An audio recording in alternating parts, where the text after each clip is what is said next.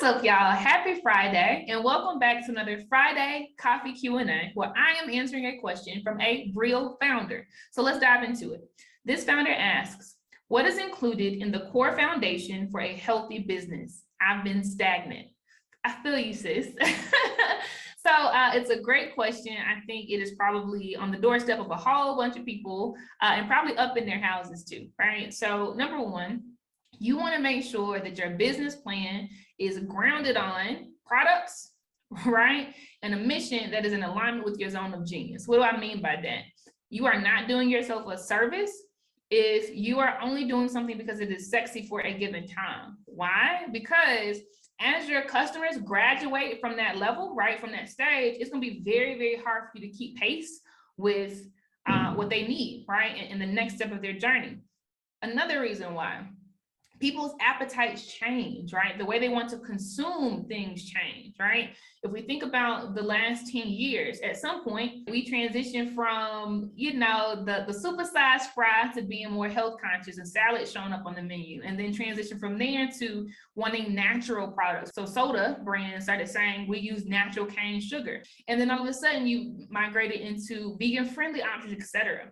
People who are not really engrossed, right, in understanding the different properties of foods, the different ways to do things in a cruelty-free fashion, in different ways of bringing farm to table so that things are as organic as possible, they will have a very, very hard time keeping pace, right? And you as a founder, right, you as the owner of a startup, you need to think about your business plan in the exact same way. Identify where your zone of genius is so that as people's needs change, as their desires change, as the format for the way they want to consume information or consume certain products changes, you are able to keep pace. At one point, it was all about the VHS tape, right? And then we kept watching movies, but then we wanted DVDs. And then we kept watching movies, but we didn't want to get in the car to do it, right? So even the red box that was outside of the store wasn't enough. Right now, we're streaming video, right?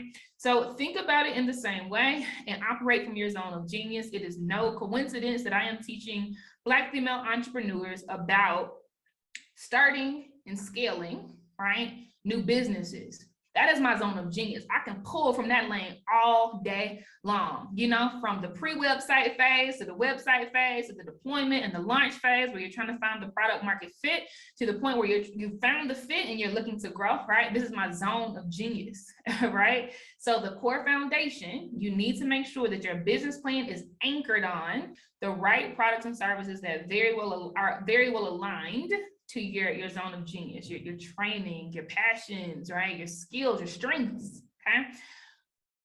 After that, a really good foundation is going to be one that has contemplated a budget and that sticks to that budget. Why? Because those who do not have a budget for their business are running a hobby, not a business, right? When you're running a hobby, you just like what you're doing, right?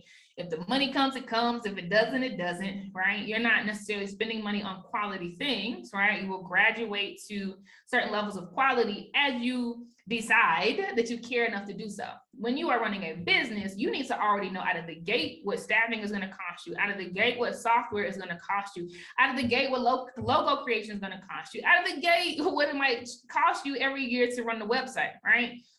If you are running a business, not a hobby, you need to have a very, very strong understanding of what the budget needs to look like so that you can generate enough sales, to cover that budget, okay? Another element of this foundation, again, very, very good question, is really thinking through automation and strategy.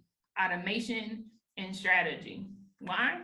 Because you need to be able to work on your business as the founder and not just in your business, right? If you are operating in your zone of genius, then you need time to think through what is next. You need time to think through whose podcast you need to show up on and have time to, chit chat, right? And put your brand awareness out there. You cannot be the face of the brand, the visionary of the brand, the person who is evangelizing about the solutions you offer to the world and be 100% in the business all day. It just does not work. You have 24 hours in a day, 7 days a week, like everybody else on this earth. And via automation and strategy, you can work smarter and not harder. automation because there are tasks that a person never has to do. And whether the number of tasks increase from 100 to 1,000 in a given month, you're paying a certain amount per subscription, and that does not move, right? And it's done with accuracy every single time, right? Because when we do things with our hands, it's prone for human error, not the case via automation. The strategy piece, because as the visionary, you might have a great idea, right? But you are really wanting to deploy strategy so that you move with efficiency, so that you do the things that are proven to really get you the results that you want. And so you have a way of scorecarding or scoring yourself on the effectiveness of said strategy, right? So I'll give an example. Some people want to sell more t-shirts. Cool, love it, like it, good. And they're like, okay, bet, well, I'm gonna run some ads. Okay, cool, right? But that is not enough, because it's like, what does the ad look like? You know, what does the ad say? What are the colors in the ad? You know, what is your goal? Is it newsletter signups? Is it purchases on the spot, right? Is it signing up for the swag where they get a free t-shirt and then maybe later they'll buy more, right? The strategy piece is crucial, especially for you as the founder, the visionary, because you define what the culture feels like, right? You define what the experience looks like, right? And you need strategy to lay that out so that people understand internally and externally, end to end, what the goal is. And there are many pieces of the foundation, but I'll say the last very, very critical piece for you would be strategic networking. Strategic networking. If you are doing it all, you are doing it wrong. That is a Blaze philosophy. I live by that myself. I instill that and reinforce that and remind that too.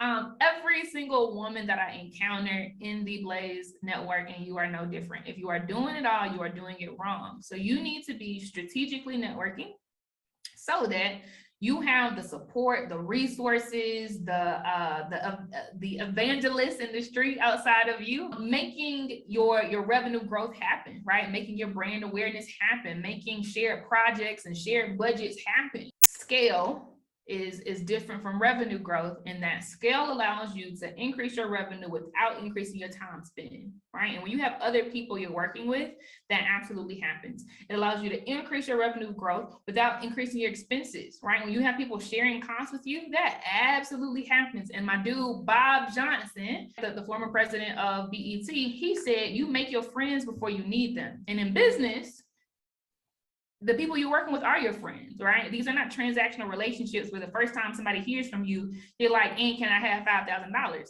No, right? You make your friends before you need them. And via strategic networking, you can build relationships, you can nurture relationships, you can have a give and take type of dynamic where there is reciprocity on every end of the spectrum. And then you'll be able to do a whole lot of things. Don't do it by yourself, because I promise you there are other people who are speaking to your audience outside of you, right? Folks who want to sell Band-Aids for people of color, right? There are other people speaking to their target customers besides them. Who are they? They are clinics. They are nurses, they are hospitals, they are public health organizations, they are physical therapists, the list goes on, right? You form relationships with the people who are also facing your folk, right? So that you do more with less input. Input meaning your time spent and your financial sacrifice. And then down the road, right, who knows what those relationships can turn into.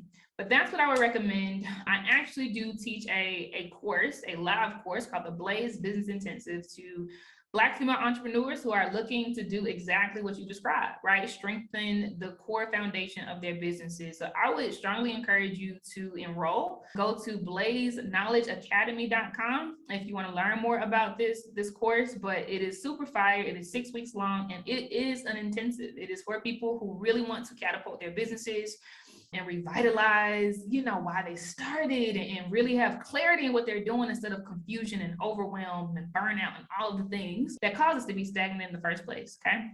So I'd love to see anybody who needs help with this very same thing in the Blazes Intensive. Go check it out. We cover the identification of your most profitable skills. We cover the business plan. We cover budgeting. We cover strategy and automation.